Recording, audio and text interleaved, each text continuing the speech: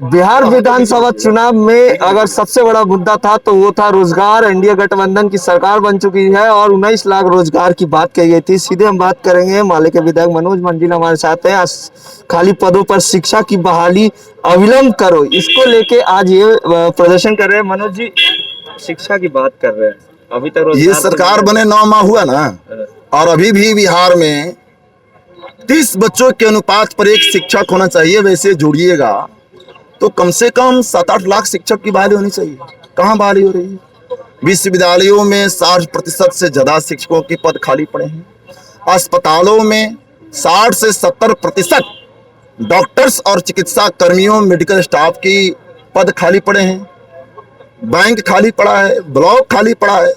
खाद्य और उपभोक्ता जो विभाग है, गरीबों के राशन से जुड़ा हुआ है, एमओ से लेकर के कर्मचारियों के पद खाली पड़े हैं। कृषि विभाग, सिंचाई विभाग, बिजली विभाग, हजारों लाखों, पुलिस डिपार्टमेंट, रेलवे, हजारों लाखों पद खाली पड़े हैं।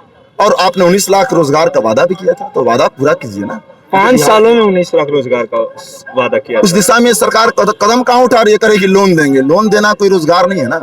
सरकारी नौकरी, जो नौकरी के मतलब हम लोग पहले समझते थे, वो नौकरी मिलनी चाहिए। और ये रोजगार देने की कहाँ बात कर रहे हैं? उस दिशा में सरकार कदम कहाँ बढ़ा रही है? अब ये स्टेट टीटी जो पास लोग हैं उनको आप नियोजन करा रहे हैं, क्योंकि उनको आपको वेतनमान नहीं देना है, उनको आपको सुरक्षा नहीं देना है, इसलिए आप उनकी नियुक्ति की जगह नियोजन करा रहे हैं। शिक्षक की आप बात कर रहे हैं, एसटीईटी पे भी आते हैं। एसटीईटी अभ्यर्थी लगातार सड़क पे प्रदर्शन कर रहे हैं और सैकड़ों की हमने भी शिक्षा मंत्री श्री विजय कुमार चौधरी से हमने भी मिला था, हम लोग मिले थे। उन्होंने कहा था, लेकिन हम देख रहे हैं कि बोलते कुछ हैं लोग, करते कुछ हैं लोग। इसलिए स्टेट और जो टीटी जो है, पास्ट जो अभ्यर्थी हैं, सरकार सीधे नियुक्ति क्यों नहीं करती है? लाखों पद खाली पड़े हैं। इसलिए ये बिहार में गरीबों, मजदूर, किसानों के जो बेटे बेटियां हैं, खेत खलिहानों के जो संतान हैं, उनको ये सरकार शिक्षित नहीं करना चाहती, उनका भविष्य का निर्माण नहीं करना चाहती। क्योंकि अभी तो हाईकोर्ट ने भी पूछा ना कि कितने अफसरों के जो बच्चे हैं वो सरकारी विद्यालय में पढ़ते हैं। हम तो कहते हैं कि सरकार भी बतावे कितने मंत्री के बच्चे हैं जो सरकारी विद्यालय में पढ़ते हैं, कितने जजों के बच्चे हैं जो सरकारी विद्यालय में पढ़ते हैं।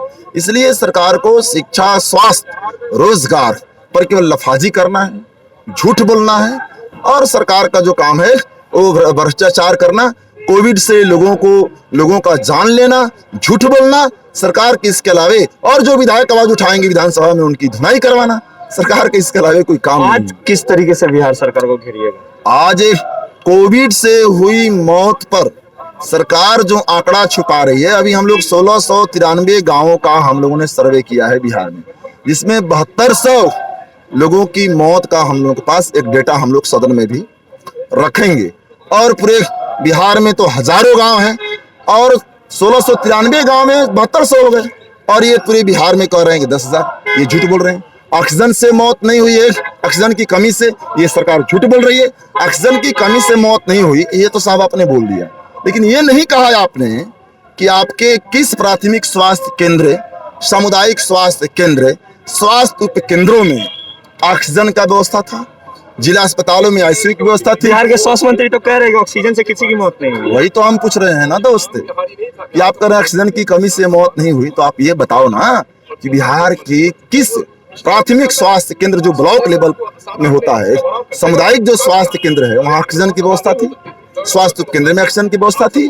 फर्स्ट लहर से लेकर के सेकेंड लहर तक आपने बिहार में कोई ऑक्सीजन का प्लांट लगाया क्या साहब? आपने तो नहीं लगाया ना। तो ये झूठ बोलना मतलब कोविड से मारे गए लोगों को अपमानित करना। उनके परिजनों के प्रति कोई सहानुभूति नहीं है यार इस सरकार में, कोई दर्द नहीं है। इनको ना मुआवजा देना चाहते हैं और ना ही तीसरी लहर की तैयारी भी करने की इनके अंदर इच्छा शक्ति है। अगर इच्छा शक्ति होती तीसरी लहर की तैयारी में, जो विशेषज्ञ कह रहे हैं कि बच्चे भी चपेट में आने वाले हैं, तो बाल चिकित्सा यूनिट तो इनके जिला अस्पतालों तक नहीं है, बच्चों की डॉक्टर की बहाली नहीं की, बच्चों के देखभाल करने वाले मेडिकल स्टाफ की बहाली नहीं की है। इसलिए ये स्वास्थ्य मंत्री निकम्मा है, बर्खास्त करना चाहिए, इस्तीफा देनी चाहिए। ये सरकार लोगों की हत्या की है। जीवन रक्षक दवाओं, उपकरणों, ऑक्सीजन बेड, अस्पताल के बिना ये सरकार बिहार में 1.5 लाख लोगों का जनसंहार रचाई है। और इसीलिए ये सरकार, ये माननीय स्वास्थ्य मंत्री श्री मंगल पांडे जी, ये बिहार के कोविड में मारे गए लोगों के खून से इनका हाथ रंगा है, ऐसा स्वास्थ्य मंत्री को बर्खास्त करने चाहिए।